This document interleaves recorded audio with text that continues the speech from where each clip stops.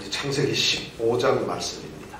자, 15장 1절에서 5절 말씀까지 우리가 함께 오늘 말씀을 읽도록 하겠습니다. 1절부터 5절까지 오늘 말씀을 우리가 한 목소리로 읽겠습니다. 이후에 여호와의 말씀이 이상 중에 아브라함에게 임하여 가라사대 아브라함아 두려워 말라. 나는 너의 방패요 너의 지극히 큰 상급이니라. 아브라함이 가로되 주 여호와여 무엇을 내게 주시려 하나이까. 나는 무자하오니 나의 상속자는 이 다메섹 엘리에셀이니이다. 아브라함이 또 가로되 주께서 내게 씨를 아니 주셨으니 내 집에서 길리운 자가 나의 후사가 될 것이니이다.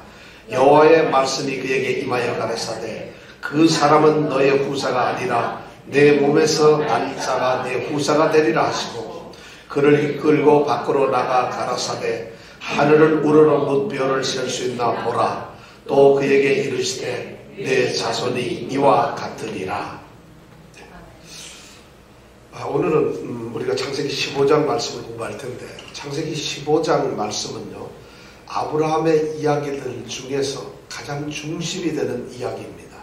아브라함의 이 많은 스토리 중에서도 가장 소중한 핵심적인 말씀이 바로 이 창세기 15장이라는 말씀입니다. 그러니까 15장을 잘 알면은 어떻게 된다는 얘기예요. 아브라함에 대해서 반 정도 가까이는 알 수가 있다는 것이죠. 왜냐하면 이 15장은 12장만큼이나 중요합니다. 믿음의 사람들에게 너무 중요한 말씀입니다.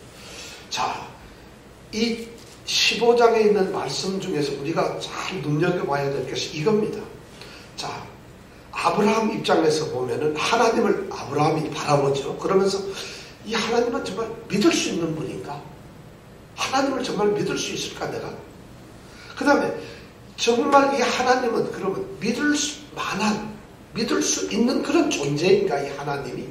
이런 아브라함의 그 생각이 바로 창세기 15장에 나옵니다. 여러분 우리도 그런 생각 갖죠. 하나님 정말 이걸 믿을 수 있나? 난 모르겠는데 하나님 믿어야 할 만한 분이신가? 이런 얘기를 하죠. 그 다음에 또 하나님 입장에서는 아브라함이 정말 나 믿고 있는가? 아브라함이 정말 나를 믿고 있나? 아브라함이 나를 믿고 있다고 한다면 그 믿는다는 게 도대체 뭘까? 아브라함은 뭘 믿고 있을까? 하나님 입장에서는 아브라함에게 그런 질문을 던지고 있어요. 그러한 두 가지 내용, 아브라함이 하나님께 대한 믿음, 그리고 하나님께서 아브라함을 보시는 그 믿음, 그것이 어떻게 잘 엮어져 나오느냐 하는 것이 바로 창세기 15장의 말씀입니다. 그러니까 이 15장은 굉장히 중요한 말씀이에요. 특히 믿음에 대해서 갈등이 있으셨던 분들, 그리고 믿음에 대해서 아직도 나는 믿음이 뭔지 몰라요. 나는 믿음이 좀 부족합니다. 나는 안 믿어져요. 나는 또 믿는 사람이 아닌 것 같아요. 이런 분들을 위해서는 이 말씀이 굉장히 소중한 말씀이 될 것 같아요. 하나님을 믿는다는 게 도대체 뭘까요? 나 하나님 믿어요. 믿는다는 게 뭘까요? 여러분 하나님 믿는데 우리가 예를 들어서 길 가다가 누가 툭 치면은 하나님 믿습니까? 네 하고 대답할 수 있는 사람들이 우리 다 하잖아요. 근데 그까지는 좋은데 그 다음 질문이 나오면 곤란해져요. 하나님 믿는 게 뭐죠? 그 다음부터 내가 아니라 잠깐만요 하고 우리가 생각을 하게 됩니다. 군대 가보신 분들은 탁 치면서 보초 일반 수칙 외우라면 금방 입에서 튀어나오잖아요. 무조건 튀어나오게 돼 있어요. 왜냐면 그거 안 하면 안 되거든요. 안 하면은 군대 생활이 고달퍼져요. 우리에게도 마찬가지예요. 믿음의 삶에서 믿음이 뭔가를 모르면 믿음이 힘들어지는 거예요. 그래서 믿는다 하면서 힘든 사람들이 바로 그런 경우를 하는 거예요. 자, 믿음이라는 게 뭘까? 우리가 하나님을 믿는다는 게 뭘까? 오늘 제가 그걸 조금 말씀드릴게요. 미리. 가장 중요한 것은 하나님을 믿는다 하면은 우리가 하나님을 믿으니까 하나님을 올바로 바로 아는 것이 그래야만 믿을 수 있잖아요. 하나님을 올바로 아는 것 이것이 첫 번째입니다. 하나님에 대한 바른 지식을 갖는 것이에요. 하나님을 잘 모르고 믿는다 이건 믿는 것이 아닙니다. 난 하나님을 좀 희미하게 믿고 있습니다. 희미하게 압니다. 좀 이건가 기건가 긴가민가 합니다. 그러면 우리는 하나님을 긴가민가로 믿는 것이에요. 그러니까 하나님에 대한 정확한 하나님은 그분이 누구신가 하는 그 개념을 분명하게 우리가 가지고 있는 것 이것이 하나님을 믿는 첫 번째입니다. 그럼 하나님을 알려면 어떻게 해야 될까? 하나님은 자기 자신을 이 성경에다가 드러내 놓으셨어요. 그걸 전문용어로 계시했다 그러죠. 하나님은 자신을 계시하셨어요. 성경 말씀에다 다 드러내 놓으셨어요. 내가 어떤 존재라는 걸 다 말씀하셨어요. 그러니까 성경을 통해서 우리는 하나님을 바로 알 수 있다는 거죠. 이것이 첫 번째입니다. 내가 믿음을 바로 갖는다는 것은 하나님을 바로 아는 것이에요. 나 그런 거 몰라요. 난 그냥 하나님 아는 거, 성경 읽으면 머리가 아프고 또 성경에서 하나님 아는 거 어떻게 다 알겠어요. 그냥 설교나 잘 듣고 교회나 열심히 다니고 이러면 전 되겠습니다. 그분들은 절에 다니는 거나 똑같아요. 절에 가는 거나 교회 오는 거나 똑같다는 얘기예요. 시장 간 거나 여기 있는 거나 똑같다는 겁니다. 교회 다니는 게 아닌 거죠. 교회만 다니는 거죠. 근데 그런 교인을 막 양산을 하는 거예요. 교회가. 왜냐하면 무책임하게 그런 사람이 교회에 있으면 그게 전 세계에서 73억 인구 중에서 20억이 된다고 자랑을 합니다. 20억 되는 교회 다니는 사람이 있는 것은 아무 하나님께 의미가 없는 거예요. 하나님은 정말 자기를 알고 있는 그 사람을 찾는데 하나님 모르고 그냥 교회 다녔어요. 그럼 그건 하나님의 교회라고 할 수가 없어요. 그냥 사람들 하나님을 믿는다고 착각하고 있는 사람들이 다니는 그냥 집일 뿐이에요. 건물일 뿐이라는 거예요. 그것이 교회가 아니거든요. 그러니까 하나님을 아는 것이 너무 중요한데 우리는 하나님을 바로 알아야 된다. 하나님을 그러기 위해서는 하나님을 끊임없이 알기 위해서 말씀 속으로 들어가야 된다는 것이죠.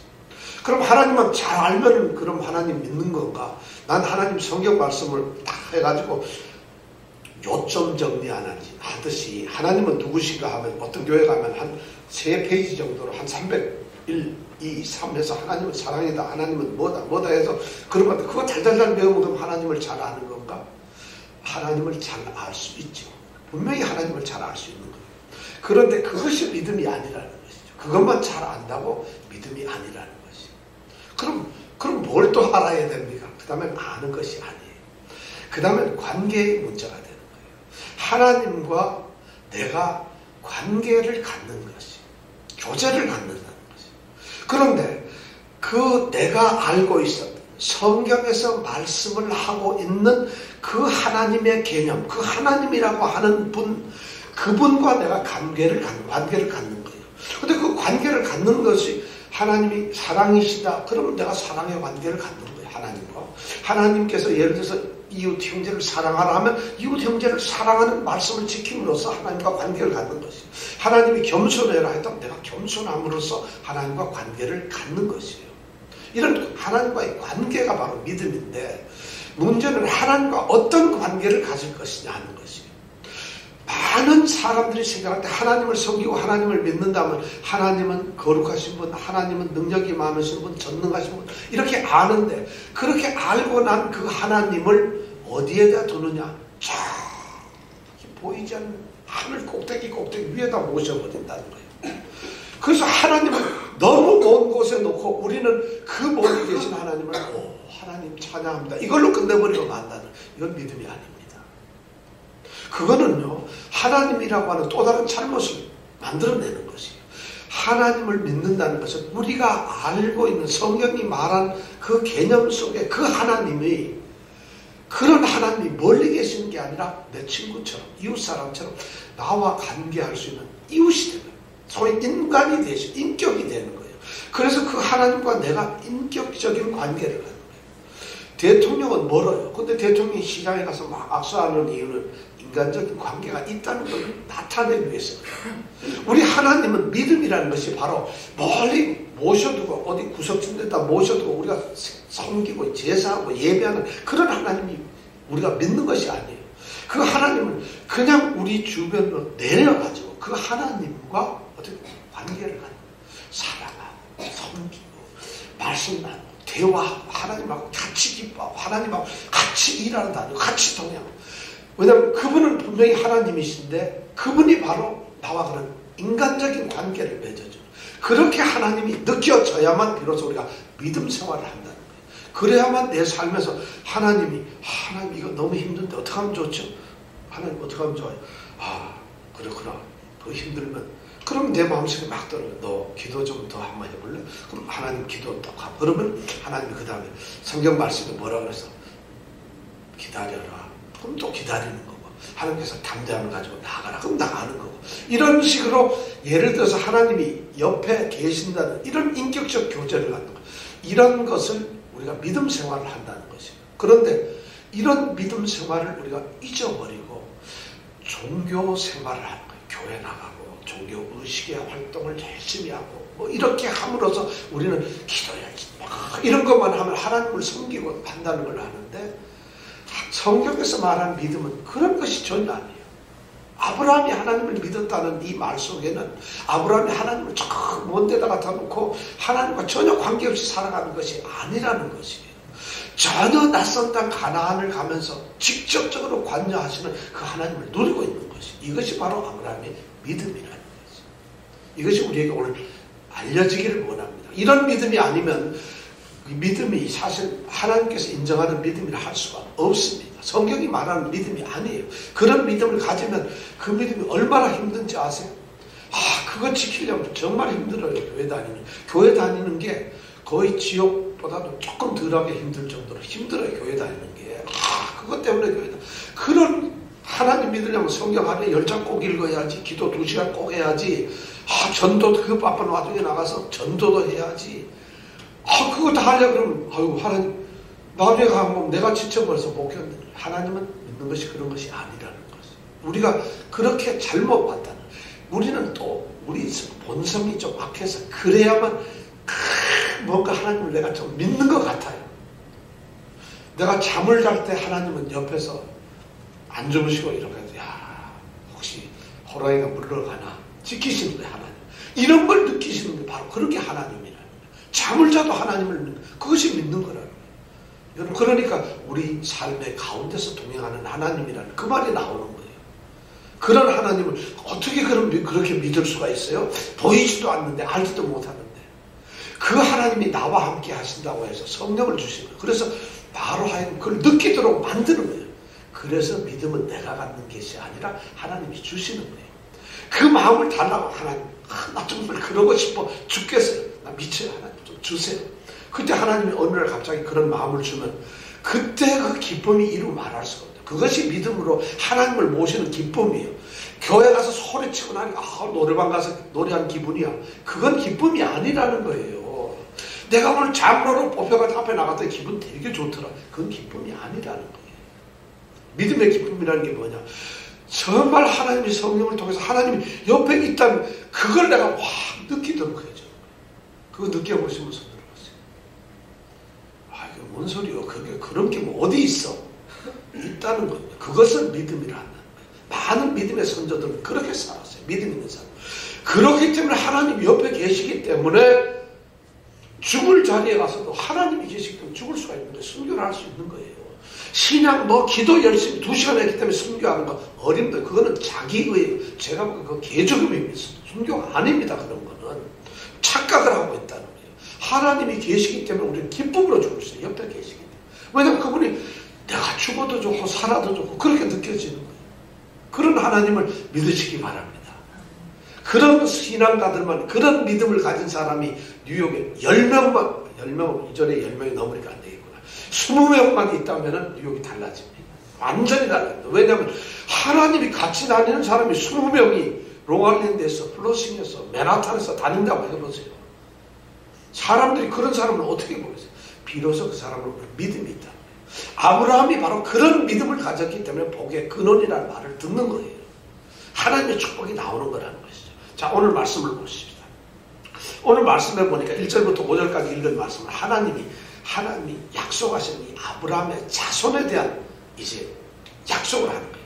자손을 주시가 내가 너로 큰 민족을 이루겠다고 12장 2절에서 약속을 했거든요. 그러면 큰 민족을 이루려면 첫째 내 자손이 하나는 아들이고 딸이고 뭐가 있어야 되잖아요. 근데 그게 없는 상태에서 지금 하나님이 이 씨에 대한 약속을 지금 하고 있다는 자손에 대한 얘기를. 근데 그 말씀을 오늘 말씀해 보니까 여호 이후의 여호와 이후라는 건 우리 14장에 나온 얘기. 14장에 무슨 일이 있었느냐? 지난주에 옥의 동맹국이 쳐들어와가지고 북방 옥의 동맹국을 아브라함이 쫓아가서 다네까지 쫓아가서 야간 기습작전으로 무찌르고 그랬잖아요. 그리고 승리하고 돌아와. 바로 그 사건이 있고 난 다음에 여호와의 말씀이, 하나님 말씀이 1절에 보니까 어디에 나타났다고? 어느 중에서 나타났어요? 말씀의 이상? 말씀이 이상 중에 나타났다. 하나님의 나타났는데 어디에 나타났느냐? 짠하고 이상이란 말이 뭐냐면 환상 중에 나타났다. 이상이란 말, 환상이란 말하고 똑같아요. 하나님이 환상 중에 나타났다. 이 얘기는 하나님이 눈을 딱 봤더니 하나님이 쫙 나타났다 이런 의미가 아니에요. 하나님이 구약에 보면 하나님이 여러 번 나타나시는데 꿈에도 나타나시고 환상 중에도 나타나시고 천사로도 나타나고 뭐 하나님이 여러 방법으로 나타나서 하나님이 하시는 말씀을 그에게 들려주세요. 근데 이번에는 어쩌면 아브라함에게는 굉장히 귀한 게 있는데 환상 중에 나타났어요. 그리고 아브라함이 환상이라는 말은 뭐냐면은 황홀경에 빠졌다는 것이에요. 하나님이 꿈속에 나타났다는 얘기는 수면 중에 밤에 주로 잠잘 때 수면 중에 나타나는 꿈속으로. 근데 이 이상 중에 나타났다는 얘기는 수면 중이 아니에요. 뭔가 낮인데 주간이긴 한데 내가 맨정신이기도 하고 아닌 것도 한데 황홀경에 뭔가 이 환상 착각 이런 그러니까 어떻게 보면 다른 표현으로 보면 뭔가 이게 좀 긴가민가한 이런 상태라는 표현을 쓰고 있어요. 그것이 이제 특별한 표현인데 하여튼 그런 환상 중에 하나님이 나타나셨어요. 그래가지고 나타나셔가지고는 하나님이 지금 이 아브라함에게 말씀을 하신 거예요. 근데 구약에 보면 이 선지자들은 거의 하나님이 그렇게 환상 중에 나타나셨어요. 꿈이나 뭐 이런 환상 중에. 그래서 선지자 하면은 당연히 환상 중에 하나님의 말씀을 들었다는 거지. 그런데 이것이 초대교회, 구약 신약에 와가지고 초대교회에서는 아주 특별한 한두 분이, 몇 분이 환상 중에 하나님을 만나는, 우리 베드로가 주님을 만나죠. 고넬료를 만나기 전에 환상 중에 막 짐승이 내려오는 걸 보죠. 바울도 환상 중에 주님을 만나게 되죠. 이렇게 신약에 오면 조금 있어요. 그런데 구약에는 주로 하나님이 만나시는 게 전부 환상이나 아니면 꿈에서만 만나요. 그렇지 않고 만날 수가 없어요. 그리고 나서 오늘날에는 또 환상 중에 만나시는 분들이 좀 있죠. 있나요? 없나요? 우리가 보면 하나님 환상 중에 꿈에 봤다는 분들이 많은데 신약 시대로 와서 예수님 당시 그때 조금 지나서 초기에 몇 분을 빼놓고 나서는 그 다음 기록은 만났다는 분이 없어요. 사실 기독교 역사에는 만났다는 기록 자체가 없습니다. 만날 수가 없었어요. 안 만났다. 그런데 느닷없이 안 만났다가 근데 그 시대마다 보면은 지금부터 한 2000년 예수님 지난 2000년 동안 만났다는 사람이 수없이 많아요. 근데 그분들은 어떻게 만났는지 모르겠지만 실제로는 만난 사람이 아무도 없어요. 이상 중에 환상 중에 만날 수. 아니 목사님은 그러면 성령의 그 역사를 무시하십니까? 환상 중에 만나는 분이 우리 교회에도 여러 분 있는데 하나님 뭐 천국까지 갔다 온 사람도 있고 하나님 만난 사람이 한둘이 아닌데 무슨 말씀을 하십니까? 여러분 그분들을 다 세워놓고 하나님 만나는 거 한번 물어보세요. 어떻게 만났는가? 왜 하나님을 우리는 못 만날까요? 하나님을 만날 수 없는 이유가 딱 하나가 있어요. 절대로 못 만나는 이유가. 하나님께서는 만나시려고 하면은 만나가지고 그 만난 사람한테 뭔가 얘기를 해야 돼. 이병택 집사님한테 만약 하나님이 나타났다면 이병택 집사님께 하나님이 자신을 드러내는 어떤 계시의 말씀을 해야 돼. 자신의 뜻을 드러내는 그런 말씀을 전해야 돼. 하나님이 만나가지고 이를 묻고 나서 가시는 분이 아니라는 거예요. 그럼 자신의 뭔가 얘기를 해야 되는데 오늘날 하나님이 나한테 와서 무슨 얘기를 하겠어요? 바로 이 성경 자체가 뭐냐면 하나님의 말씀 계시가 나타난 것이 바로 성경이에요. 근데 구약시대에는 성경이 완성되지 않아서 이 성경 자체가 완성이 안 되시니까 하나님의 계시를 우리가 읽어보거나 들을 수가 없어요. 그러니 직접적으로 만나는 거예요. 그렇게 만났던 계시했던 것을 다 기록해 놓은 것이 바로 성경이고 우리 신약시대 초기에 역시 하나님께서 역사하셨던 그걸 기록해 놓은 게 신약이잖아요. 그럼 이제는 하나님께서 만나가지고 얘기하고 싶고 드러내고 싶은 것이 다 성경에 썼기 때문에 더 이상 만나면은 잔소리밖에 안 나는 거예요. 그렇잖아요. 자꾸 말할 수가 없잖아요. 그 얘기는 다시 말해서 뭐냐면 하나님이 와서 또 얘기를 한다면 우리는 이 성경을 믿을 필요가 없다는 거예요. 이게 부족해서 하나님이 또 말하고 또 말하고 성경책 이렇게 두꺼워져야 돼요. 엄청나게 두꺼워요. 왜 또 이게 부족하니까 또 말씀하셔야 돼요. 참 내가 요거 빠뜨렸는데 또 얘기해야 돼요.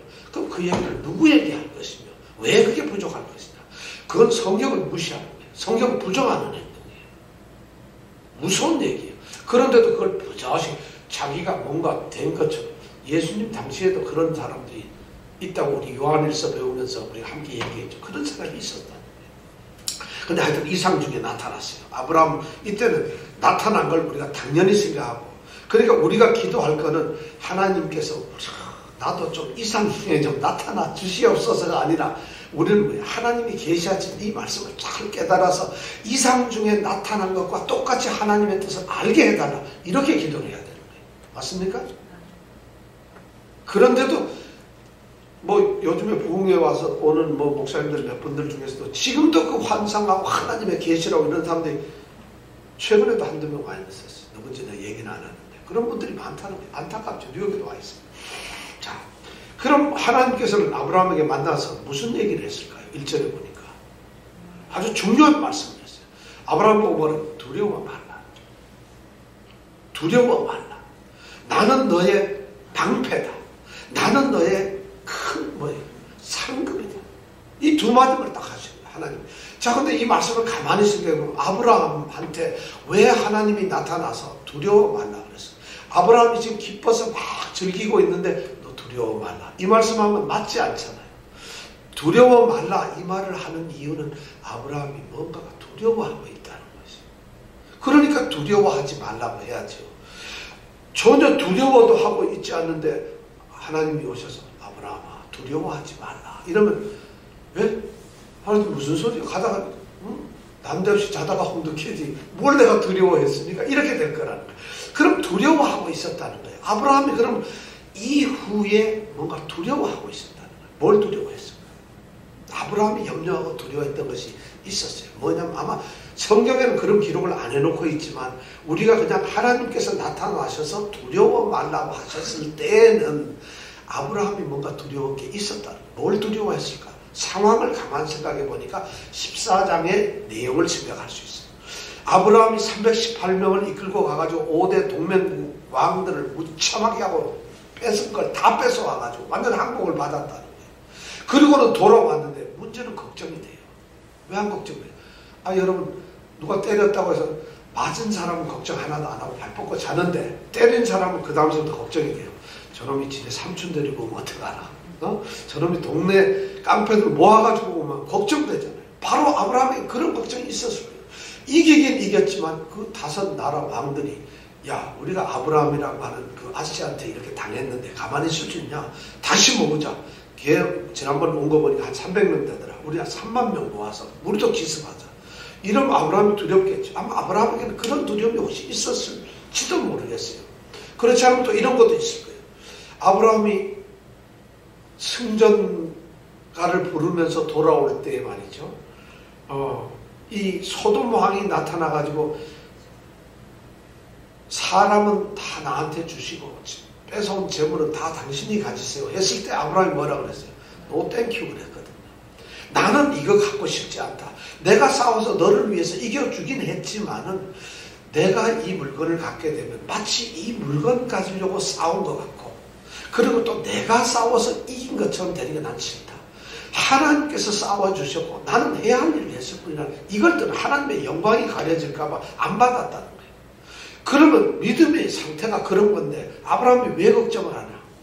이 속 좁은 소돔 왕이 혹시라도 쥐가 뭔데 내가 가져갈 걸 안 가져. 우리 그런 거 있잖아요. 준비해가지고 성의껏 해서 선물을 주고 했는데 난 안 먹습니다. 집에 그냥 가봐. 그 다음부터 그 사람 보면 기분 되게 나쁘거든요. 그러니까 아마 아브라함 혹시 그런 갈등이 있었을지 몰라.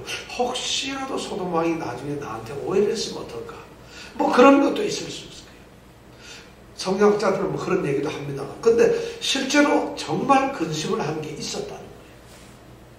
이 아브라함에게는 정말 두려워하고 근심을 하는 것이 있었다는 거예요. 그것이 그 다음 말에 보면 쭉 나옵니다. 그 다음 말에 보면 뭐냐면 자식이 없다는 거예요. 자식이 없어요. 하나님이 내가 75세 되어가지고 하나님 말씀 딱 듣고 하나님 땅을 떠날 때는 하나님이 75살 먹은 아브라함대로 내가 너를 큰 민족을 만들어주겠다. 그 얘기면 자식을 주겠다는 거예요. 자손을 주겠다 했는데 아직까지 한 명도 없어요. 나이는 뭐가 돼? 집에는 다 와가는, 죽을 때는 다 와가는데 자꾸 이거 뭐 한 명도 없거든요. 그럼 나이가 이제 지금 여기 15장 정도 되면 시간적으로 봐서 지금 한 10년 정도가 지났어요. 그럼 몇 살 정도 됐겠어요? 85세가 됐어요. 애 낳기 틀렸어요. 그런데도 지금까지도 없었는데 애를 낳겠어요. 그런 것이 좀 두려운 거예요. 하나님은 약속을 했는데 이 땅도 주겠다는데 이 땅이 내 것 같지는 않아요. 아, 소돔 저쪽에도 내 땅인데 하나님이 약속하신 내가 내게 지시할 땅이었는데 그 땅이 분명히 나의 것이라고 하나님은 주신다고 했는데 아이고 5개 왕들이 쳐들어와서 그 땅을 막 뺏어가면 나는 이 땅을 어떻게 지켜야 될지, 이 땅은 정말 내 것이 될지 두려움이 있었다. 아브라함은 아마 그런 두려움이 있어요. 믿음을 가졌고 하나님이 약속을 했음에도 불구하고 두려운 거예요. 우리가 믿음이 있다고 해서 믿습니다 하면 그냥 뭐 다 이기는 게 아니에요. 사실은 두려움이 있어요. 그 두려움을 우리가 말씀으로 극복해 나가고 다시 하나님이 우리에게 위로와 격려를 주시고 그 격려를 받고 다시 새 힘을 얻고 이렇게 하면서 우리는 다져져 가는 이것이 믿음의 삶이잖아요. 하나님 믿었더니 만사형통 모든 것이 하나님이 다 했다 이건 아니잖아요. 바로 그런 두려움이 있는 걸 하나님은 보시고 아브라함에게 두려워하라 얘기해요. 그러면서 하시는 말씀이 나는 너의 방패다. 방패라는 게 뭡니까? 아브라함이 이렇게 서 있는데 하나님이 방패면 뭐예요? 바로 앞에서 뭐 방패 탁 들고 이렇게 막고 있는 그분이 누구라고요? 하나님이. 이 말뜻은 그거거든요. 그러면 누가 저기서 쳐들어와가지고 화살을 쏘고 창으로 찌르려고 그래요. 그럼 앞에 있는 분이 누구예요? 하나님이 대신 딱 맞아줘. 왜냐면 방패니까. 저쪽에서 돌을 던지면 하나님이 탁 하고 대신 맞아요. 방패라는 게 그거 아니겠어요? 그죠? 여러분 방패를 무슨 뭐 거창하게 생각하지 마세요. 하나님이 자신을 지금 나는 너의 방패거든. 그럼 여러분이 하나님을 믿는다는 것은 정말 우리 장윤정 양이 하나님이 방패 같아요. 방패가 돼야 돼요. 그것도 내가 들고 있는 방패가 아니라 스스로 하나님이 방패라는 거예요. 그러면 돌이 날아와도 하나님이 막아주고 화살이 날아와도 나는 그냥 가면 되는 거예요. 왜? 방패가 막고 있습니다. 이런 것이 믿음이라. 이걸 믿으라는 하나님이 지금 그걸 믿으라는 거예요. 너 나를 믿지? 내가 너의 방패다. 야, 이런 여러분 하나님을 방패로 삼길 바랍니다. 이런 말씀 우리가 믿으면 뜨겁다. 그 다음에 하나님이 뭐라? 나는 너의 큰 상급이야. 하나님께서는 내게 상급을 주시겠다는 게 아니에요. 벌써 이 말씀을 하는 건 하나님이 14장에서 보면은 소돔 왕이 많은 노력을 승리의 그 전리품을 갖다가 아브라함 보고 가지라고 했을 때 아브라함이 안 갖겠다는 그걸 하나님은 보셨잖아요. 아시잖아요. 그러니까 그 아브라함을 보시고 하나님은 마음속에 이미 인정을 하신 거예요. 그러니까 아브라함에게 나타나서 내가 더 많은 걸 주겠다. 더 큰 상급으로 너에게 채우겠다. 약속을 해요. 아까는 지키심이고 돌보심이지만 이번에는 공급을 해주겠다. 하나님이 우리를 사랑하는 두 가지 중요한 것을 하나는 지키시는 거예요. 그리고 하나는 우리에게 공급을 해주시는 거예요. 지켜만 주시면 나는 굶어 죽잖아요. 근데 지키지 않고 많이만 줘버리면 지키지도 않으면 다 뺏겨요. 근데 하나님은 방패로서 지켜주시고 또 우리에게 공급을 해요. 지키고 공급해주면 결국 뭐가 되겠어요? 누이 좋고 매부 좋고 다 남는 거야. 지켜서 좋고 챙겨서 좋고. 바로 근데 상급이라고 그러는데 더 놀라운 말은 이 상급이 뭐냐면은 무슨 전리품이나 어떤 무슨 큰 집이나 땅이나 이렇게 말씀을 하지 않고 내가 바로 상급이다. 너에게 줄 수 있는 가장 큰 복이 바로 나 자신이다. 하나님이 상급이다. 야, 이게 하나님은 말씀을 굉장히 멋있게 하신다. 방패도 멋있지만 아브라함 나야 나. 내가 바로 너의 상급이야. 아브라함은 이 말 들었을 때 기분이 어땠을까요? 그거 어쩌라고요? 이랬을까요? 여러분 만약에 여러분들 기도하는데 하나님 제가 복을 주시옵소서 하나님께서 딱 듣고 내가 너의 복이 되마. 그럼 여러분 어떻게 해요? 하나님 그거 말고요. 한 3만 불만 주세요. 이거. 우리는 그럴 줄 몰라요. 그런데 3만 불이 아니라 30만 불을 주실 수 있는 분이 바로 하나님이세요. 바로 하나님께서는 모든 복의 근원님 되시는 그 하나님 자신을 갖다가 복으로 주시겠다. 그걸 상급으로 주시겠다고 아브라함에게 지금 약속을 하는 거예요. 그것도 이 환상 중에 나타나서 야, 선지자적인 이 아브라함이 지금 그 말씀 계시를 지금 받고 있는 거예요. 왜냐? 두려워하고 있는 그 가운데 하나님은 그런 약속, 창세기 12장 1절부터 3절에서 하셨던 그 약속을 다시 확인을 시켜주고 내가 그렇게 해주겠다고 약속을 하는 거예요. 우리 같은 이렇게 하나님이 약속을 하면, 그것도 환상 중에 하면 우리는 어떻게 할 것 같아요?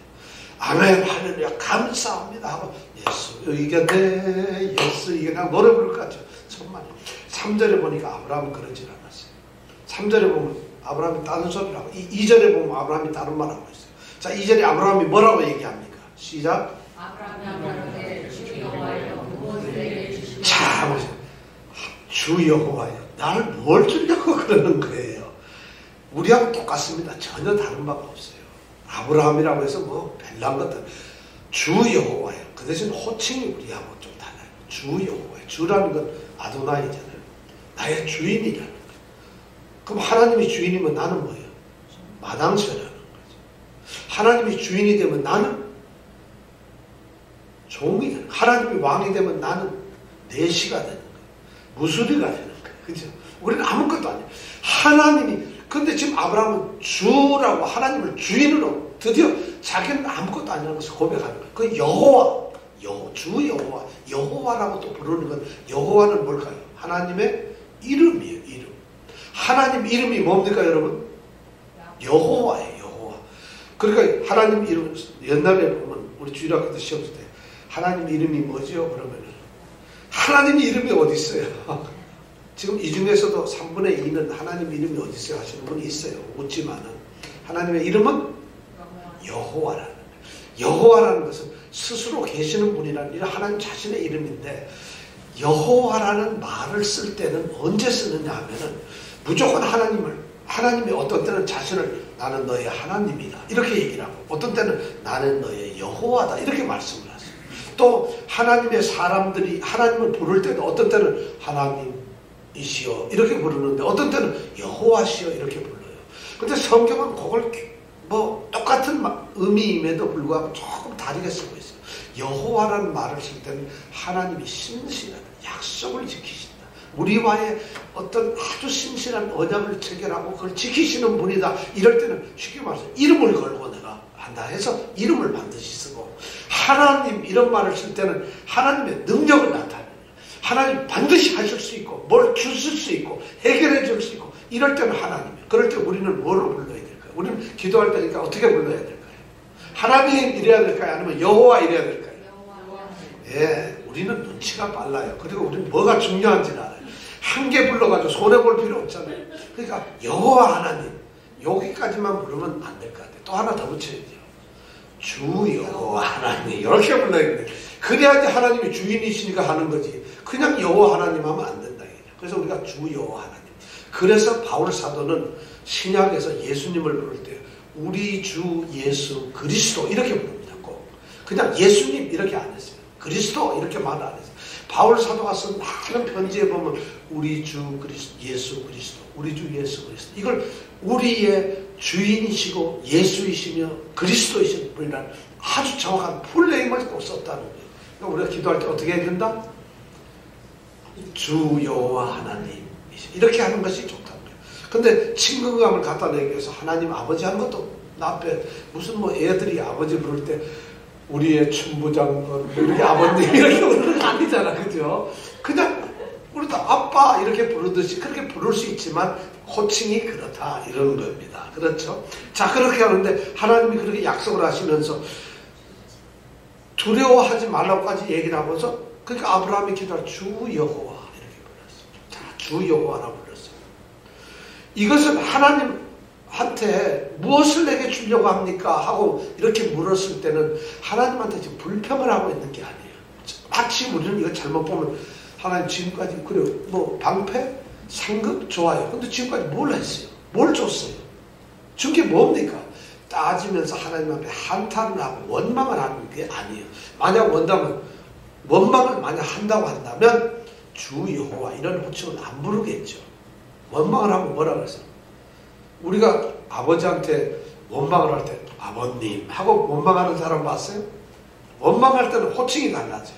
그럼 이건 원망은 분명히 아닌 거예요. 그럼 지금 무슨 얘기를 하고 있느냐? 아마 아브라함은 하나님께서 내게 약속을 하셨어요.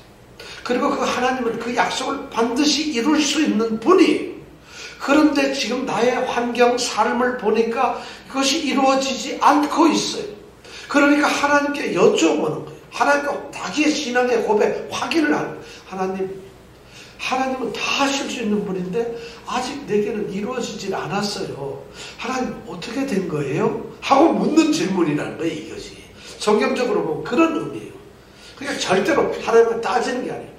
우리는 하나님이 약속을 하고 하나님께서 뭐든지 다 하시는 수 있는 분이고 하면은 약속까지 하고 하실 수 있는 분인데 내가 하나님을 잘 믿었는데 당연히 이루어질 거라고 생각하는 것이죠.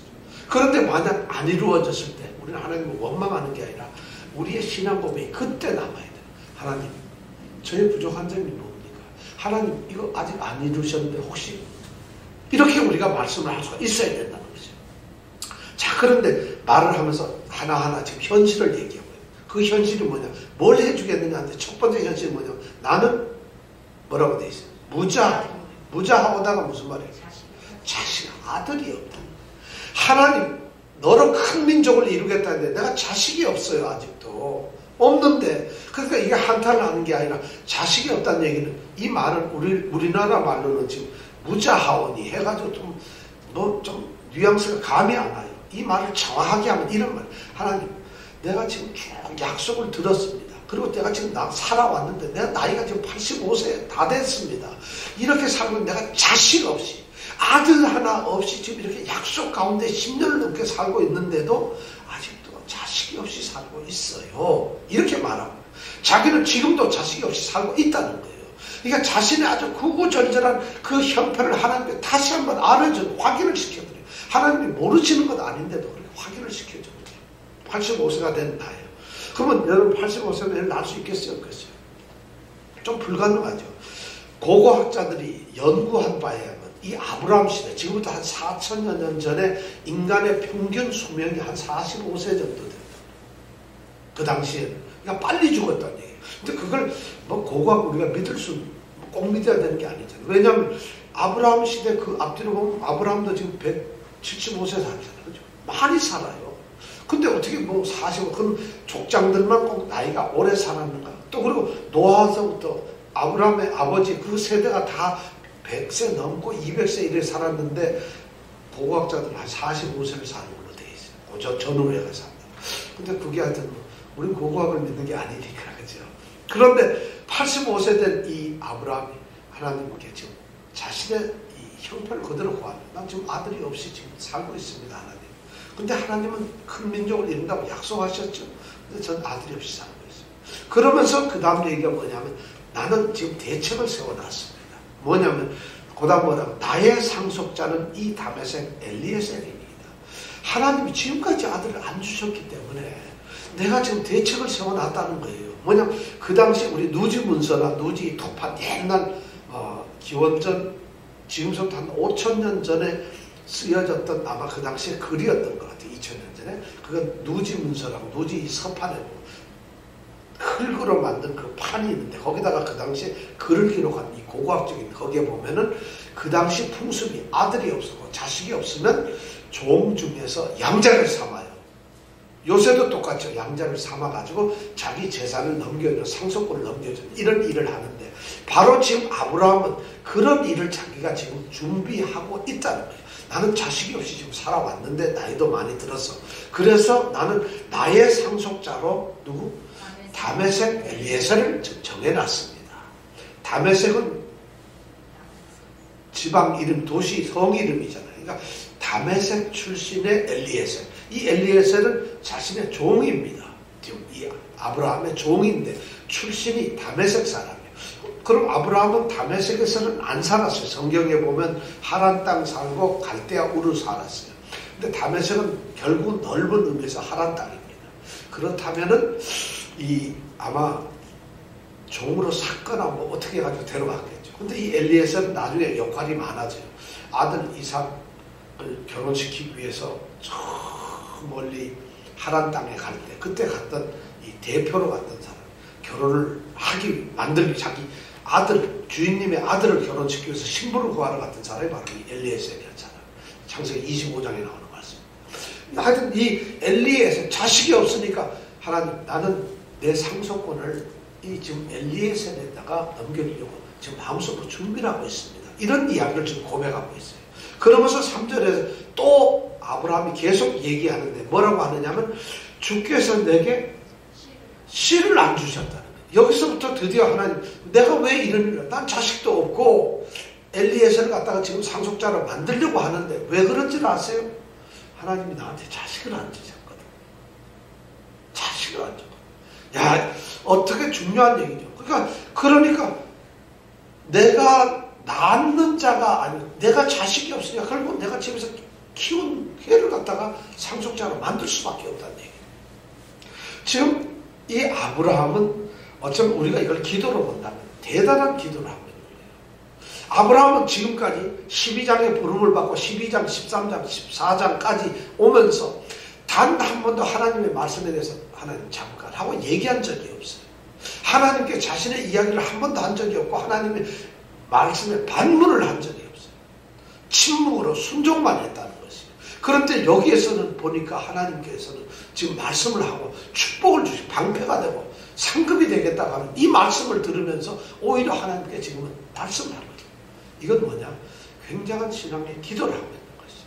자신의 기도. 그럼 우리가 기도할 때 이 말씀 잘 보세요. 나 자신 없어요. 지금까지 그렇게 살고 있어요. 나 그래서 없기 때문에 내 이 종 엘리에셀 나 이제 상속자 만들 거예요. 하나님 자식 안 줬잖아. 안 주면서 민족을 뭐 자식 어떻게 얘기해봤자 무슨 소리죠. 하나님 제발 하나님 약속 지키세요 하고 지금 말씀을 하고 기도를 하고 우리 기도가 그래야 된다. 근데 기도할게 하자 그러면 하나님의 영광을 위해서 이렇게 얘기하면 하나님은 이게 진짜 나한테 영광만 난 얘기하는 건가. 기도는 우리의 모든 것을 도와줄 수 있어야 된다. 그렇기 때문에 우리가 기도합시다 하면 기도를 못한다는 건 그 얘기는 뭐냐.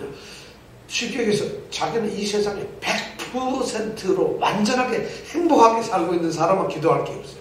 그러니까 하나님한테 안 할 게 없잖아요. 믿음이 없으니까 옆에 계시는 하나님한테 아무것도 할 얘기가 없어요. 기도를 안 한다는 얘기는 하나님을 믿지 않는 거예요. 왜냐하면 어차피 얘기해봤자 꽝이니까 도울지 못하시는 분이니까 그럼 믿을 수도 없으니까 믿는 분이고 모든 것을 다 할 수 있는 올바로 내가 알고 있는 그 하나님을 인격적으로 내가 교제를 한다면 믿을 수밖에. 그럼 얘기를 해야 되는 거죠. 근데 난 기도 못하겠어요. 그럼 기도는 주문이 아니고 무슨 외워서 하는 게 아니에요. 무슨 어떤 격식을 갖추는 게 아니에요. 어느 것인지 기도가 되시죠. 지금 아브라함이 그러고 하잖아요. 단지 아브라함의 훌륭한 기도의 내용에 첫 번째는 주 여호와라고 부르는 이거밖에 없어요. 우리는 그거보다 더 잘하잖아요. 우리는 치기만 해요. 아버지. 우리는 기도할 때만 아버지 한 500번 하시는 분도 계세요. 아버지. 아버지가 됐다. 난 다 듣고 있거든. 근데 아버지. 그건 뭐 어쩔 수 없겠어요. 하나님 아버지. 너무 아버지 하다 보니까 나는 아버지 이렇게 돼버리고 너무 빨리 하다. 근데 그런 것도 좋다 이거야. 아버지 기도하는 거 뭐 무슨 문제가 있겠어요. 아버지께 기도하는 게. 근데 지금 여기에 보면은 아브라함은 간절한 마음으로 기도해요. 근데 주 여호와, 아브라함이 지금 주 여호와 이렇게 불렀을 때는 진실한 고백이에요. 14장 전에까지는 하나님에 대해서 잘 모르는 지식을 가지고 있었어요. 근데 멜기세덱을 딱 만나고 나서는 천지의 주제자, 지극히 높으신 분, 이런 말을 들었거든. 하나님이 그런 분인가를 알았거든요. 야, 이 멜기세덱이 그걸 가르쳐줬거든. 그러니까 지극히 높으신 분. 이런 말을 알았기 때문에 드디어 이 아브라함은 주 여호와라는 고백을 할 수가 있게 돼요. 그렇게 부를 수가 있거든요. 근데 우리도 하나님을 너무 잘 알다 보니까 우리는 뭐 자다 조그맣게 있으면 하도 중들도 아버지 하나님이십니다. 예수를 믿든 안 믿든 뭐 잘못하면 하나님 아버지.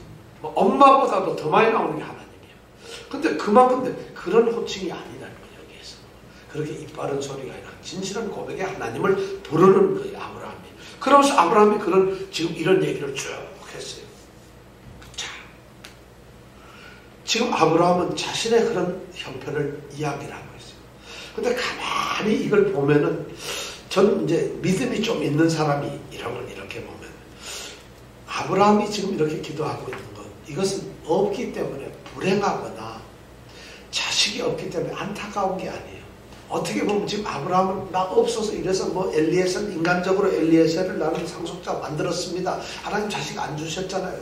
이렇게 얘기하는데 실제 어쩌면 아브라함에게는 지금 이것이 가장 귀한 시간일지 몰라요. 우리에게는 말이죠. 뭐가 없고 부족하고 안 되고 이럴 때 그때가 하나님께서 무언가 하시고 기적을 이루시고 가장 위대한 일을 이루시고 가장 역사적인 일을 이루실 때가 바로 그때라는 거예요. 다 잘 달고 있는데 내가 돈이 100만 불이 있어가지고 지금 현찰을 10,000불짜리로 해서 100장이면은 100만 불 되나요? 10,000장이 있어야 되죠. 그걸 사과개장에다 넣어놨어요. 100불짜리를 10,000장을 갖다가 이렇게 딱 넣어놓고 가지 있는데 어느 날 하나님이 야 너 20불 더 줄게 하면 20불이 기쁠까요? 역사처럼 느껴지고 아 하나님 정말 감사합니다. 은혜 베풀어 주셔서 이럴까요? 안 그렇거든요. 한 푼도 없는데 100만 불이 딱 나와야지 기쁜 거잖아요. 아브라함의 지금 축복의 순간은 바로 그거라는 거예요. 자식이 없고 약속은 들어가지고 지금 머릿속으로 마음속으로는 온천하가 됐어요. 자식도 지금 큰 민족이 눈앞에 편하게 있어요. 그리고 이 땅도 다 내 거고 복의 근원이 되고 어떤 친구가 나 저주하면 너 바로 저주받아. 나를 축복만 하면 너도 바로 복이야. 이 축복이 막 넘치는데 무슨 하나도 없거든 지금. 자기가 모든 것이 두렵거든요. 이때가 바로 행복한 때라는 거예요. 이때에 하나님의 약속이 확실하게 이루어진다면 그게 축복 아니겠어요? 그럼 하나님의 약속을 믿는 사람들은 바로 고난의 시대, 역경의 시대가 하나님이 일할 때라는 거예요. 그걸 하나님 나는 지질이 믿는데도 왜 이렇습니까? 믿음이 하나도 없는 사람이 하는 소리야. 믿는데도 왜 이렇습니까? 할 때는 하나님 믿으니까 지금 이런 상태를 주시는 거예요. 실제로 아브라함은 그 믿음 때문에 역경을 가졌어요. 자기는 약속의 땅이라고 지시할 땅이라고 가나안 땅에 왔더니 가뭄이 들어버려요. 세상에 약속의 땅에서 가뭄이 들어가지고 거기서 먹고 살기 힘들게 만드는 게 무슨 축복이겠어요. 그래서 애굽에 갔더니만 무서워가지고 자기 아내를 뭐라고? 시스터라고 속이는 거예요. 내 여동생이라고 속여요. 이런 짓까지 하면서도 왔어요. 재산 만들고 내 땅이라고 지킨 줄 알았더니 아이고 이게 돈 많아지니까 그게 축복이 아니더라고요. 롯이 갑자기 와가지고 우리 종들이 싸우는데 어떻게 하면 좋아요? 할 수 없이 땅을 또 나눠야 돼요. 롯하고. 축복에 뭐가 축복이냐. 그렇지만 아브라함은 그때 다 기쁨을 가졌다는 거죠. 그뿐만 아니라 롯을 나눠주고 나서 이제 편안하게 살까 했더니 웬걸 또 잡혀갔다는 거예요. 끊임없는 이런 가운데서 아브라함은 자식도 없이 축복의 가운데 있지만 아브라함의 삶을 보면 12, 13, 14장 이 3장 속에서도 아브라함에게 계속 시련과 고난이 옵니다. 약속의 사람인데 축복의 사람인데 예수 믿으면 복 받는다는 소리 듣고 왔는데 하나님이 지시할 땅으로만 가라 그러면 내가 너로 큰 민족을 이루겠다는 약속을 믿고 왔는데 지금 이런 일이 벌어지는 거예요. 그럼 이것이 원망과 불평이 아니라 아브라함에게 지금 이 시간이 축복의 시간이에요. 왜냐하면 약속을 믿기 때문에 하나님의 그 언약을 믿기 때문에 그럼 지금 기쁨이 넘쳐요. 아브라함은 하나님 나를 놀래키려고 지금 언제 주시려는 거예요. 하나님 이런 기도가 나와야 된다. 여러분 기도할 때 바로 그런 기도가 있어요. 절대 여러분 실망하지 마세요. 좌절하지 마세요. 여러분들이 하나님께 받은 약속이 그 약속을 믿는다면은 시간이 지체되는 것은 하나님의 귀한 뜻입니다. 하나님께서는 우리에게 더 기쁨을 주시기 위한 하나님의 뜻입니다. 그러니까 약속은 이루어진다 안 이루어진다? 꿈은 이루어진다 안 이루어진다? 안 이루어지는 내 꿈도 있어요. 그런데 꿈은 안 이루어지지만 하나님의 언약은 반드시 이루어진다는 거죠. 그것을 믿으면 이 역정이 기쁨이 된다는 거죠. 근데 그걸 아브라함이 믿었어야 하는 거예요. 그러니까 하나님 너무 기쁜데 지금 이 말은 아브라함이 하는 말 바로 그걸 하나님 뭘 주시겠어요? 하나님하고 믿고 지금 하는 말이에요. 이 신앙 고백을 아브라함은 지금 하고 있다는 거예요. 자, 하나님께서 그런 약속을 하는 거죠. 그런데 놀랍게도 하나님께서는 아주 중요한 약속을 하세요. 5절에 보니까 뭐라고 됐어요? 자, 4절 5절 한번 읽어볼까요? 시작. 여호와의 말씀이 그에게 임하여 가라사대 그 사람은 너의 부사가 아니라 하나님. 아브라함이 그런 말을 딱 하고 나니까 나는 지금 엘리에셀 만들어가지고 이걸 갖다가 다메섹 엘리에셀 이 친구를 나는 나의 상속자로 하겠습니다. 하나님 아들 안 주셨잖아요. 어떻게 해요? 할 수 없이 키운 애를 갖다가 그렇게 해야지요. 하니까 하나님께서 4절에 뭐냐면 그에게 임하여 아브라함에게 임하여 가라사대 그 사람은 너의 후사가 아니라. 누가? 엘리에셀은 아니다는 거예요. 하나님 저 바로 나타나시잖아요.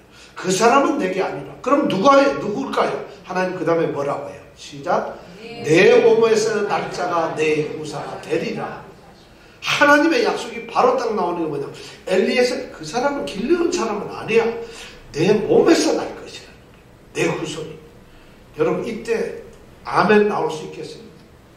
웃어야 되지. 내가 나이가 몇 살인데 내가 85이요. 하나님. 아니 이래 나와야 되는 거예요. 하나님의 축복을 받을 때 우리가 그걸 믿어야 되는 건데 사실 그게 믿어지지 않아요. 근데 하나님이 지금 뭐냐면 내 몸에서 날잖아. 하나님의 약속은 이렇게 가만히 보면 점점 구체적으로 되어갑니다. 제일 처음에는 큰 백성을 이룬다 했는데 어떻게 이룰 줄 몰랐어요. 후손이 어땠다. 근데 드디어 후손이 뭐냐면 내 몸속에서 나는 내 몸에서부터 나는 자가 나의 후손이라는. 그럼 하나님의 약속은 자꾸 좁혀가는 거예요 지금. 그러니까 성경 말씀도 보면 창세기부터 쭉 오면 신약에 오면은 하나님의 약속이 더욱 구체적으로 나타납니다. 그냥 여자의 후손이 나타나겠다는 창세기 3장 15절의 말씀이 선지자들의 이사야에 의해서는 종이라고 해서 그가 찔리면 우리가 허물을 인하며 해서 뭔가 막연하게 하다가 서서히 말라기서에 오면 더 구체적으로 와가지고 신약에 와서는 아주 구체적으로 나타나죠. 예수 그리스도가 바로 하나님의 아들로 나타나잖아요. 그러니까 하나님의 이 언약은 말이죠. 시간이 지나면 더 또렷해져요. 그러니까 모든 일이 오히려 시간이 지나면 희미해지는 게 세상의 이치인데 하나님의 약속은 시간이 지나면 더 구체적이고 더 철저하고 더 아주 세밀하게 다가온다. 그러니까 이번에는 그 약속이 내 몸에서 날짜라고 하나님이 약속을 해요. 근데 이 말을 가만 들어보니까 제가 뜨끔해요. 내 몸에서 날짜면 아브라함이 아들을 낳아야 되잖아요. 그죠? 그런데 아브라함은 이 말을 안 믿었던 것 같아요. 안 믿어. 그게 바로 다음 16장에서 나오는 얘기예요. 우리가 15장을 배우는데 이제 다음에 가서 16장을 배울 때 보면 하나님이 그 말을 이 아브라함이 내 몸에서 날짜라는 말을 믿지 않아요. 근데 여기서 하나님께서 내 몸에서 사라를 통해서 내 몸에서 날짜다. 이렇게 말씀을 해주셔야 되는데 사라를 통해서는 요 말을 싹 빼버리고 내 몸에서 날짜니까 사라가 하갈이라고 하는 자기 종을 비춰줘요. 그래서 진짜 아브라함의 몸에서 하갈이 누구를 낳았죠? 이스마엘을 낳는 거예요. 그런데 그 이스마엘은 하나님의 아브라함 약속하신 그 아브라함의 후손이 아니라는 거예요.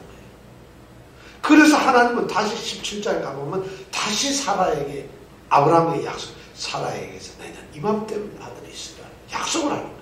그러니까 성경을 이렇게 보면은 성경 말씀 우리가 창세기를 읽어보면 한 장 한 장이 연속극이에요. 드라마. 여러분 드라마 오늘 연속극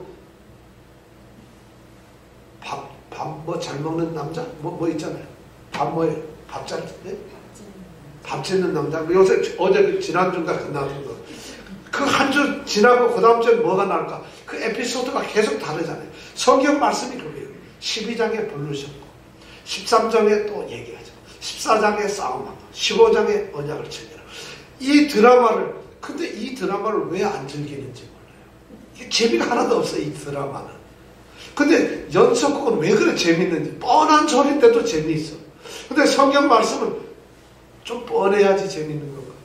뻔하지 않아서 그런가? 이 드라마를 여기서 즐거워하는 이 재밌는 드라마 얘기를 하는데도 이 드라마가 즐겁지 않게 여겨지는 분들이 있다는 거예요.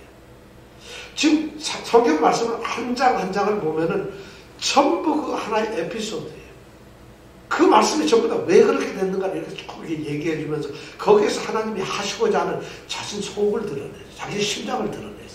그리고 그 심장을 본 사람이 막 감동하는 장면을 보면서 우리로 하여금 그걸 보면서 눈물을 흘리고 감동을 받고 도전을 받고 힘을 얻고 우리로 하여금 좌절하지 말고 또 우리로 하여금 일어서도록 이렇게 성경 말씀을 우리에게 기록하는데 왜 우리는 이 연속극을 싫어할까? 왜 그럴까요? 여러분 싫어하죠. 내가 보면 싫어하는 게 많아요. 만약 좋다 그러면은 딴 데에 나갔다가 녹화해놔라 그거 이렇게 하고 우리가 해야 돼요. 성경 말씀이 그만큼 우리에게 그렇게 안 다가온다는 것이죠. 왜냐? 별로 관심이 없거든 사실. 그만큼 애정도 없고 들어오지 않는다는 거예요. 사실 이 성경 말씀을 우리가 그렇게 본다면 성경 말씀은 그만 입에서 떠날 수가 없어요. 꿀송이처럼 달아질 수가 있다는 것이죠. 자, 그러면서 하나님은 네 몸에서 날짜라는 이런 조금 구체화해요. 조금 더 구체화해서 사라를 통해서 이 말을 안 하셨기 때문에 16장에 비극이 나타나지만 하여튼 여기 16장 우리 가서 또 거기서 또 말씀 나누기라고. 그렇게 하고 난 다음에 또 뭐라 하냐면 아브라함을 끌고 밖으로 나가요. 그리고 하늘을 밖에 나갔어요. 그리고 하늘을 보면서 뭐냐면 하늘을 털어 뭇별을 셀 수 있나 봐라. 이 말은 뭐냐면 네가 만일 이 별 셀 수 있겠어? 한번 세볼래? 하는 말씀. 하나님 말씀이 지금 뭐냐면 자, 너 한번 별 한번 세봐라 이런 거예요. 하나님 굉장히 표현을 하나님이 재미나게 하세요. 이 성경에 보면 너 한번 별 한번 세볼래 하는 거예요. 그럼 아브라함이 갑자기 왜 별이 하나 둘 셋 바라만 나 죽어도 못 세겠는데 이걸 다 어떻게 셉니까? 그래? 그러니까 하나님 뭐예요? 그게 내 자손이 이와 같으니라. 아브라함은 바라바라 별 세라 하면 두 가지만 해. 처음에는 뭐 떠보고 예? 하고는 혹시 뭐가 있을까 세다가 도저히 고리 아파서 못 세거나 아니면은 별 세라는 말 딱 들었을 때 우리 같으면 어떻게 하겠어요? 하나님이 밖에 나가서 끌어놓고 나오면 별 세라 그럼 우리 어떻게 하겠어요? 바로 나올 거예요. 하나님 농담이에요 지금. 별을 세는 사람이 어떻게 있어요? 별을 어떻게 셉니까? 아마 그랬을 거예요. 아브라함에게도 그런 게 있어요. 별을 어떻게 세요? 못 센다. 그러니까 하나님이 네 자손이 이 같은 거죠. 하늘에 13장에서 뭐라고 했어요? 땅에 티끌 같은 거라죠. 티끌도 못 세요. 하늘의 별도 못 세요. 하나님은 지금 드디어 구체적으로 내 자손이 큰 민족이라는 것이 하늘의 별 같은 걸로 별처럼 그렇게 되는데 바로 네 몸에서 난 후손이 그렇게 될 것이라는 거예요. 이 말을 아브라함이 지금 듣고 있는 거예요. 그랬을 때 아브라함은 어땠을까요? 바로 6절에 있는 말씀 같이 한번 읽어볼까요? 시작. 아브라함이 여호와를 믿으니 여호와께서 이를 그의 의로 여기셨다. 6절 이건 굉장히 위대한 말씀이에요. 믿음과 의. 기독교에서 바울 사도는 15장 6절 이 말씀을 그냥 이 말씀에 충격을 딱 먹어버려요. 그래서 바울 사도가 내친 게 믿음으로 말미암아 의롭게 된다는 거예요. 믿음으로 의롭게 된다. 그래서 이 창세기 15장 6절에서 말씀을 통해서 이렇게 나온다. 이 말씀 시간이 늦었으니까 오늘 여기까지라. 15장 6절 말씀부터 다음 주에 하겠습니다. 자, 오늘 말씀을 통해서 우리가 보니까 아브라함의 믿음이 우리와 별반 다를 게 없어요. 우리도 처음에 하나님을 믿기로 하고 하나님이 불렀을 때 아니 우리 하나님이 부른 걸 우리는 어떻게 불렀느냐. 하나님이 직접 이정근 집사님대로 나를 믿어라 따라와라 내가 너에게 지시하겠다 이러질 않았어요. 옆에 있는 미스터 이가 이 형 교회 한번 갈까? 이렇게 불렀다는 거예요. 우리를 부를 때는 하나님이 부르시는 방법은 여러 가지잖아요. 그럼 어떤 사람은 결혼을 해서 할 수 없이 끌려간 사람이 있어요. 남편이 교회를 열심히 다니는 중앙교회 다니는 집안이라서 자기는 교회 한 번도 안 다녔는데 시집을 가니까 할 수 없이 끌려간 사람도 있을 거고 어떤 사람은 그게 아니라 나면서부터 교회를 다녔던 사람도 있고 어떤 사람은 그것도 아니고 사업하는 사장님이 교회를 다니니까 할 수 없이 간 사람도 있을 거예요. 어떤 방법으로도 하나님은 우리를 부르셨다는 거예요. 근데 그 부르신 이 아브라함도 똑같이 그런 상태로 아브라함은 하나님이 직접 부르셨지만 부르는 방법은 여러 가지인데 그 아브라함을 불러서 하나님이 축복을 하셨어요. 자, 우리도 그렇다면은 하나님이 우리를 부르셨는데 우리는 어떻게 부르셨나? 바로 친구를 통해서, 남편을 통해서, 사업상으로 뭐 어떤 방법으로 하나님을 부르셨어요. 문제는 부른 우리가 아브라함과 같은 믿음을 갖느냐 하는 것이 중요한 것이에요. 어떻게 불렀느냐는 중요치 않아요. 그렇게 방법을 통해서 하나님을 알게 해주시는 거예요. 하나님이란 이름을 부를 수 있게 해주신 거예요. 그럼 그때부터는 우리의 몫이에요. 아브라함이 불렀는데 하나님 불렀군요. 그럼 다녀와서 하나님이 누구신지 알려고도 안 했고 하나님을 믿으려고도 안 했고 하나님 말씀을 순종하려고도 안 했고 이랬다면 아브라함은 믿음의 조상이고 믿음의 사람이 아니었을 거라는 거예요. 그런데 그는 그렇게 불렀지만 하나님을 믿었다는 거예요. 하나님을 따라. 그럼 우리도 똑같아요. 어떻게 불렀든 하나님을 믿으시기 바랍니다. 예수를 믿어야 된다는 거예요. 자, 여러분 지금 이 시간 잠깐 믿음을 위해서 우리가 기도하겠습니다. 여러분 지금 한번 나는 신앙생활을 왜 하게 됐는가? 한번 우리 신앙의 뿌리서 무엇인가? 여러분 아니 난 신앙 없는데요. 그렇지 않습니다. 아브라함이 제일 처음에는 우리보다 더 믿음이 없었어요. 아브라함이 처음엔 우리보다 더 하나님에 대해서 몰랐어요. 우리는 하나님을 더 잘 알고 있어요. 예수를 더 잘 알고 있어요. 지금 우리는. 자, 그렇다면 우리가 처음 내가 교회 나오고 하나님의 부름을 받았을 때 그럼 나는 어떤 모습이었는가요? 그리고 지금은 어떤 모습이에요? 나는 또 그때서부터 지금까지 나는 어떤 모습으로 나의 신앙, 믿음이라는 것을 그나마도 내가 지켜왔는가? 이걸 한번 돌아보시기 바랍니다. 나는 하나님을 열심히 믿는 것은 너무 맹신이라고 생각하고 너무 그걸 나는 미신 섬기는 것 같아 해서 나는 혹시 하나님 사랑하는 걸 갖다가 멀리하지는 않았는가? 또 어떤 사람들은 하나님 믿는데 자기 의지력이나 자기 결심, 결단 이런 게 하나도 안 들어가고 하게 되면 하고 말고 혹시 나는 그렇게 무심하지 않았는가? 그 하나님을 믿는 것 자체를 그렇게 하지 않았는가? 또 어떤 분은 나는 오긴 왔지만 하나님 절대 안 믿다고 자기 마음을 스스로 닫지는 않았는가? 아니면 우리는 진짜 하나님께 대해 열심히 있었지만은 그 열심히 게을름 때문에 또는 나의 어떤 마음의 이 변덕 때문에 그것을 열심히 못 찾지는 않았는가? 여러 가지 이유가 있을 겁니다. 이 시간 우리 자신을 한번 돌아보면서 하나님께 기도하시기 바랍니다. 하나님, 아브라함이 시련과 역경이 있었지만 하나님을 버리지 않았습니다. 더 하나님을 믿었습니다. 나도 하나님 그런 믿음을 주시옵소서. 아브라함의 약속이 곧 나의 약속입니다. 아브라함을 부르신 하나님이 곧 나의 하나님이십니다. 아브라함과 함께 하셨던 하나님이 곧 나의 하나님이십니다. 내게도 하나님 아브라함에게 주셨던 그 사랑을 은혜를 주신 줄 믿습니다. 그렇다면 나도 아브라함처럼 하나님을 사랑하게 해주시고 아브라함의 믿음을 주시옵소서. 이 시간 우리가 다 같이 함께 기도하겠습니다.